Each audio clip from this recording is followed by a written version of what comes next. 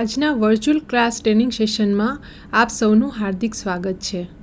આજે હું તમને ITIમાં ડ્રાફ્ટમેન સિવિલ ટ્રેડના લેસન ફાયર પ્રૂફિંગ વિશે વિગતવાર માર્ગદર્શન આપીશ. એમાં સૌ પ્રથમ છે એના ઉદ્દેશ. તો આજે આપણે આ લેસનમાં આગ પ્રતિકારક એટલે કે ફાયર પ્રૂફિંગ વિશે સમજ મેળવીશું. ત્યારબાદ આગ લાગવાના મુખ્ય કારણો વિશે જોઈશું. એના પછી આગ અવરોધક એટલે કે ફાયર પ્રૂફિંગ માટેના જરૂરી મુદ્દા જોઈશું. ત્યારબાદ આગ અવરોધક બાંધકામ જોઈશું અને એના પછી બાંધકામમાં વપરાતી અગ્નિરોધક સામગ્રી વિશે જોઈશું. સૌ પ્રથમ એનો પરિચય. દરેક મકાનમાં અમુક એવી સામગ્રીઓનો ઉપયોગ થાય છે કે જે સામાન્ય રીતે આગને પકડી લે છે. ત્યાં અમુક સામગ્રીઓ એવી હોય છે કે જે સળગાવવી શક્ય જ નથી. તેને ધ્યાનમાં રાખીને આર્કિટેક્ટ અને એન્જિનિયર નકશા અને ડિઝાઇન બનાવે છે. જેટલી શક્ય હોય તેટલી સેફટીને લઈને મકાનનું નિર્માણ કરે છે. મતલબ કે મેક્સિમમ આગથી રક્ષણ મળે તેવી ઇમારત કે ડિઝાઇન જેને બનાવે એને આપણે કહેવામાં આવે ફાયર પ્રૂફિંગ. હવે સૌ પ્રથમ આપણે આગ લાગવાના મુખ્ય કારણો જોઈએ કે આગ કયા કયા કારણથી લાગી શકે છે. તો એમાં સૌથી પહેલું છે અસામાન્ય જગ્યાએ ધૂમ્રપાન કરવાથી, સિગાર, માચીસની સળી, તમાકુને સળગતી ગમે તે જગ્યાએ નાખવાથી. એના પછીનું કારણ છે ખામીયુક્ત અને હલકી ગુણવત્તા ધરાવતું ઇલેક્ટ્રિક વાયરિંગ અથવા તો શોર્ટ સર્કિટ થવાથી. એના પછીનું કારણ છે હીટિંગ અને કુકિંગ ઇક્વિપમેન્ટ વડે, મતલબ કે રસોઈ કરતી વખતે. ત્યારબાદ છે ખુલ્લી ફ્લેમ અને સ્પાર્ક થવાથી. તમે બધાએ જોયું હશે કે ઘણી વખત ગેસનો બાટલો ફાટે છે, તો એ આપણે ખુલ્લી ફ્લેમ રહી જવાને લીધે, ગેસ લીકેજ થવાના લીધે આગ લાગવાના બનાવ બનતા હોય છે. ત્યારબાદ છે હાઈલી ઇનફ્લેમેબલ પદાર્થ અથવા તો પ્રવાહીનો ઉપયોગ કરવાથી, જેમ કે કેરોસીન છે, પેટ્રોલ છે. ત્યારબાદ કારણ છે ચીમનીઓ દ્વારા અને લાસ્ટમાં કારણ છે વીજળી પડવાથી. અહીંયા આગ લાગવાના મુખ્ય કારણો જે આપણે જોયા એ જ કારણો અહીંયા છે. આ છે કુકિંગ કે રસોઈ કરતી વખતે આગ લાગે છે ઘણી વખત. ત્યારબાદ છે હીટિંગ વખતે. આપણે અહીંયા આ સિસ્ટમ યુઝ નથી થતી. ફોરેનમાં ને એમાં તમે લોકો જોયો છે જ્યાં ઠંડીવાળા પ્રદેશો હોય છે ત્યાં આ રીતે ફાયર કરેલી હોય છે ઘરમાં, તો એમાં પણ ઘણી વખતે આગ લાગવાના બનાવ બનતા હોય છે. ત્યારબાદ છે ઇલેક્ટ્રિકલ અને લાઇટિંગ વડે. તેમાં પણ શોર્ટ સર્કિટ થવાથી આગ લાગવાના બનાવ બનતા હોય છે. ત્યારબાદ છે માચીસ દ્વારા પણ આગ લાગવાના બનાવ બનતા હોય છે. ત્યારબાદ છે મીણબત્તી કે એના દ્વારા પણ પડી જવાથી કે કોઈ પણ કપડાનો ભાગ કે પડદાનો ભાગ અડી જાય તો પણ સળગીને આગ લાગવાનું કારણ બને છે. ત્યારબાદ છે સ્મોકિંગ એટલે કે સિગારેટ કે આપણે આગળ જોઈએ એ રીતે સળગતી નાખી દેવાથી પણ આગ લાગવાનો બનાવ બનતા હોય છે. ત્યારબાદ છે ગ્રીલ કરતી વખતે પણ આગ લાગી શકે છે. ત્યારબાદ છે લાઇટિંગ એટલે કે વીજળી પડવાના લીધે પણ આગના બનાવો બનતા હોય છે. એના પછી છે ચાઇલ્ડ પ્લે એટલે કે બાળકો જ્યારે રમતા હોય છે એ વખતે પણ તેમની મિસચીફના લીધે આગ લાગવાના કારણ બનતું હોય છે. અને ત્યારબાદ છે ગ્રાસ અથવા ફોરેસ્ટ એટલે જંગલમાં દાવાના લીધે આગ લાગતી હોય છે. તમે લોકોએ બધાએ સાંભળ્યું હશે, થોડાક ટાઈમ પહેલાંનું જ છે આ કેસ, કે ઓસ્ટ્રેલિયાની અંદર આવી રીતે આખા જંગલમાં ભીષણ આગ લાગી હતી અને એમાં ઘણા બધા પ્રાણીઓ મૃત્યુ પામ્યા હતા. તો આવું જંગલમાં દાવાનળના લીધે આગ લાગે છે. તો આ હતા આગ લાગવાના મુખ્ય કારણો. ત્યારબાદ આગ અવરોધક માટે કયા મુદ્દાને ધ્યાને લેવામાં આવે છે. તો એમાં પહેલો મુદ્દો છે ઇજનેર અથવા આર્કિટેક્ટ દ્વારા દરેક મકાનનું પ્લાનિંગ એ રીતે કરવામાં આવે છે કે જેથી પૂરતા પ્રમાણમાં આગ અવરોધક રહે તેમજ રહેવાસીઓને પરવડે તેવું હોવું જોઈએ. મતલબ કે તે આપણે પ્લાનિંગ એવી રીતે કરવાનું છે કે તે ફાયર પ્રૂફિંગ પણ રહે અને કોસ્ટમાં પરવડે એવું હોવું જોઈએ. એના પછીનો પોઈન્ટ છે મકાનના વિવિધ ઘટકો જેવા કે કોલમ, બીમ, ધાબા, લિંટલને આગ અવરોધક સામગ્રીથી બનાવવા જોઈએ. એના પછીનો કયો મુદ્દો ધ્યાનમાં લેવાનો છે તો કે મકાનના વિવિધ ઘટકોના બાંધકામ જેવા કે દિવાલ, ફ્લોર, કોલમ, લિંટલ વગેરે એવા ઘટકોથી બનાવવામાં આવે છે કે જેથી તેઓ કોઈપણ મુશ્કેલી વગર આગની સામે ટકી રહે અને આગના સમયે બિલ્ડિંગમાંથી સરળતાથી બહાર નીકળી શકાય. ત્યારબાદ બિલ્ડિંગનું નિર્માણ અને પ્લાનિંગ એ રીતે કરવામાં આવે છે કે જેથી તેના કદ અને આકાર પ્રમાણે અગ્નિની સમસ્યાની સામે ટકી રહે. ત્યારબાદનો કયો મુદ્દો છે ધ્યાને લેવાનો તો કે બહુમાળી ઇમારતો માટે અત્યાધુનિક સાધનો આગને બુઝાવવા માટે ફાયર લાઇન સાથે ફાયર એલાર્મ અને વોર્નિંગ અલાર્મ જેવા ઘટકો પ્રસ્થાપિત કરવામાં આવે છે કે જેથી આગ લાગે તેનો ખ્યાલ આવે. ત્યારબાદ છે અગ્નિ અવરોધક બાંધકામ એટલે કે ફાયર પ્રૂફિંગ કન્સ્ટ્રક્શન. તો એમાં છે પહેલું દિવાલ અને કોલમ, ત્યારબાદ છે ફ્લોર અને છત, એના પછી છે દિવાલ અને ખુલ્લી જગ્યાઓ અને લાસ્ટમાં છે મકાનના આગ સમયે બહાર નીકળવાના ઘટકો. ઉદાહરણ તરીકે સીડી છે, કોરિડોર છે, એન્ટ્રીનો ભાગ છે વગેરે. હવે એમાં સૌપ્રથમ દિવાલ અને કોલમ વિશે જોઈએ. તો લોડ બેરિંગ અને નોન લોડ બેરિંગ દિવાલને અગ્નિ અવરોધક મોર્ટાર સાથે પ્લાસ્ટર કરવું. તેમાં સામાન્ય રીતે 20 સેન્ટીમીટર જાડી દિવાલ અગ્નિવર્ધક માટે પૂરતી છે. મતલબ કે બાંધકામની અંદર જો 20 સેન્ટીમીટરની પણ જાડી દિવાલ હશે તો એ આપણે ફાયર પ્રૂફિંગ દિવાલ બનાવવા માટે પૂરતી છે. ત્યારબાદ જો બાંધકામ માટીની બેરિંગ દિવાલ હોય તો ઈંટને પથ્થર કરતાં વધારે પ્રાધાન્ય આપવું. ફ્રેમ સ્ટ્રક્ચર માટે આરસીસી ફ્રેમને પ્રાધાન્ય આપવું. એના પછી છે પાર્ટીશન દિવાલ પણ અગ્નિ અવરોધક બનાવવી. પાર્ટીશન દિવાલ મતલબ કે અંદરની વચ્ચેની દિવાલ, એ બધી દિવાલોને પણ અગ્નિ અવરોધક બનાવવી. લાકડાના પાર્ટીશન પર ધાતુની સપાટી ચડાવવી. મતલબ કે જો પાર્ટીશન લાકડાનું હોય તો તેના પર આપણે ધાતુની સપાટી અને અથવા તો એનું આવરણ ચડાવવું.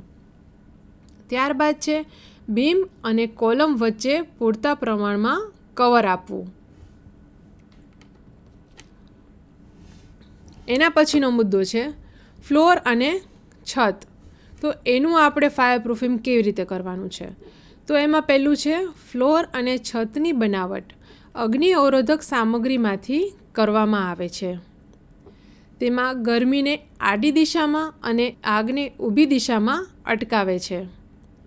ફ્લોર અને છત આગના બનાવ સમયે લાંબા સમય સુધી આગમાં ટકી શકે તેવું હોવું જોઈએ. ત્યારબાદ ફોલ સીલિંગ સારી ગુણવત્તા ધરાવતી અને મજબૂત બનાવવી જોઈએ. એના પછીનો મુદ્દો છે દિવાલ અને ખુલ્લી જગ્યાઓ. તો દિવાલોમાં ખુલ્લી જગ્યાઓ મતલબ કે વોલ ઓપનિંગ જેને કહેવાય છે આપણે, એટલે કે દરવાજાઓ અથવા બારીઓ એને ઓછામાં ઓછી મર્યાદિત હોવી જોઈએ અને આગ લાગવાની સ્થિતિમાં તેમને યોગ્ય વ્યવસ્થા દ્વારા સુરક્ષિત રાખવું જોઈએ. અને વાયર ગ્લાસ પેનલનો બારીમાં પ્રાધાન્ય આપવું જોઈએ. ત્યારબાદ ગેરેજ, ગોડાઉન, દુકાનના દરવાજા અને બારીની ઓપનિંગ માટે સ્ટીલ રોલિંગ શટર ખૂબ જ પ્રખ્યાત છે, કારણ કે તેઓ આગને ફેલાતા અટકાવે છે. એટલે આ બધામાં જે દરવાજા મૂકવાના હોય એ આપણે સ્ટીલ રોલિંગ શટર મૂકવાનું છે. ત્યારબાદ છે બિલ્ડિંગમાં આગ સમયે બહાર નીકળવાનો રસ્તો. તો એમાં આપણે જોઈએ તો સીડીનો ભાગ, કોરિડોરની એન્ટ્રી, અન્ય ઘટકો અગ્નિ અવરોધક સામગ્રીમાંથી બનાવવામાં આવે છે કે જે બિલ્ડિંગથી અલગ ભાગ હોવો જોઈએ. ત્યારબાદ સીડીના દરવાજા, કોરિડોર અને લિફ્ટ જેવી બધી જ વસ્તુઓ અગ્નિ અવરોધક સામગ્રીમાંથી બનાવવી જોઈએ.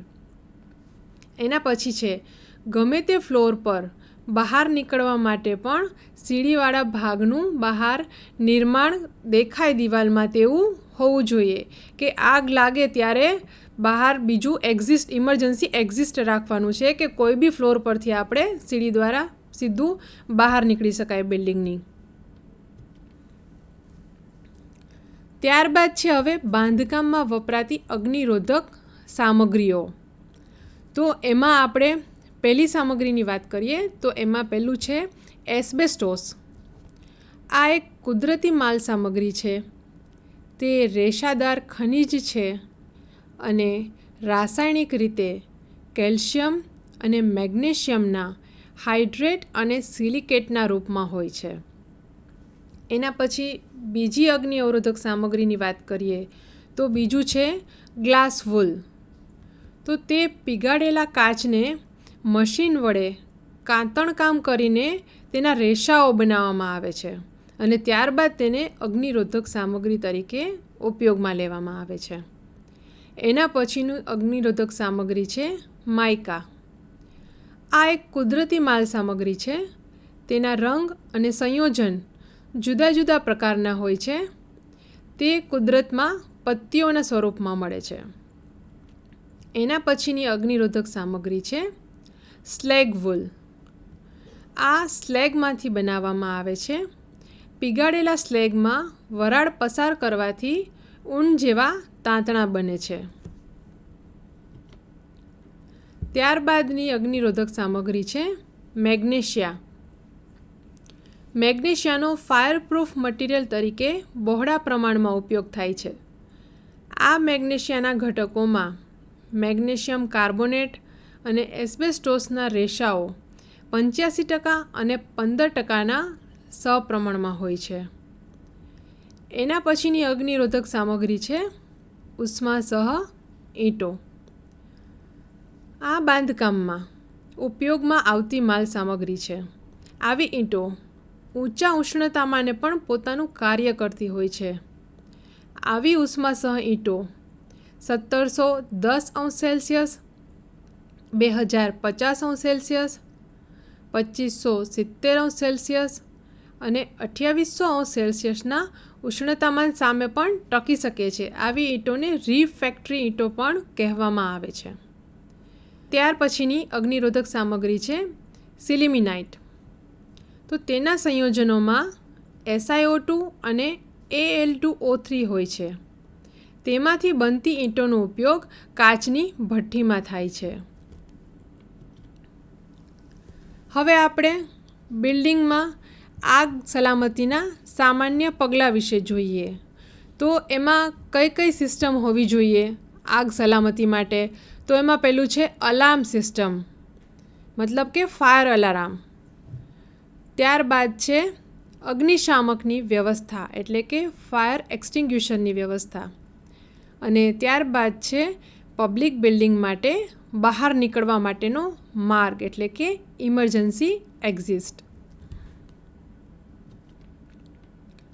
અહીંયા આપણે ફાયર પ્રૂફિંગ કરતો ફોટો બતાવેલો છે કે જ્યારે આપણે બીમનું અને એનું ફાયર પ્રૂફિંગ કરતા હોઈએ તો કઈ રીતે એનું ફાયર પ્રૂફિંગ થાય છે.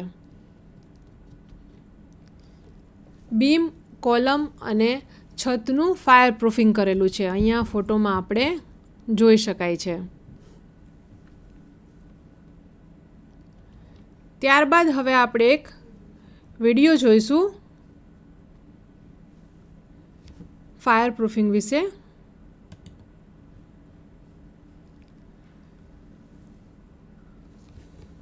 તો એમાં આપણે જોઈ શકીએ છીએ કે પાયરોટાઇટની શીટ છે જેનો ફાયર પ્રૂફિંગ તરીકે ઉપયોગ કરેલો છે.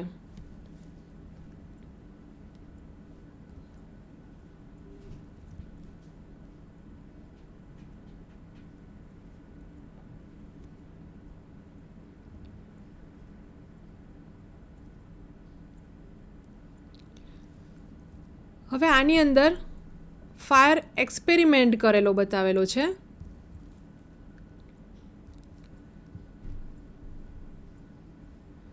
ફાયર ટેસ્ટ કરેલો છે.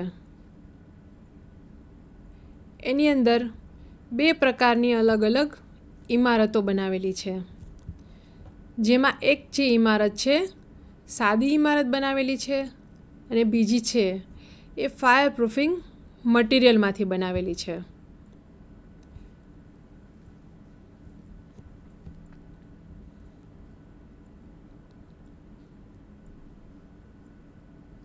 ત્યારબાદ એનો બર્ન ટેસ્ટ કરવામાં આવે છે, એટલે કે બંનેને સળગાવવામાં આવે છે અને પ્રયોગ કરીને જોવામાં આવે છે.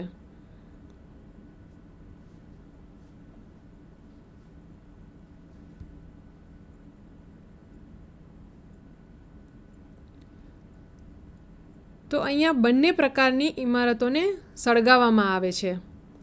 તો આમાં તમે વિડીયોમાં જોઈ શકો છો કે બંને ઇમારતોમાંથી જે ઇમારત ફાયર પ્રૂફિંગ નથી કરેલી એ ઇમારત 7 થી 8 જ મિનિટની અંદર આખી બળીને ખાખ થઈ જાય છે, જ્યારે એની સામે જે ફાયર પ્રૂફિંગ કરેલું છે જેમાં એ ઇમારતને કોઈ ખાસ એટલું નુકસાન થયેલું નથી. તો ફાયર પ્રૂફિંગ છે આ રીતે આપણી ઇમારતને સુરક્ષા આપે છે, અથવા તો જે એના અસરગ્રસ્ત માણસો છે તેને બહાર નીકળવા માટેનો સમય આપે છે. એ જલ્દીથી આગને પકડી લેતું નથી. તો અહીંયા આપણું આ લેસન પૂરું થાય છે.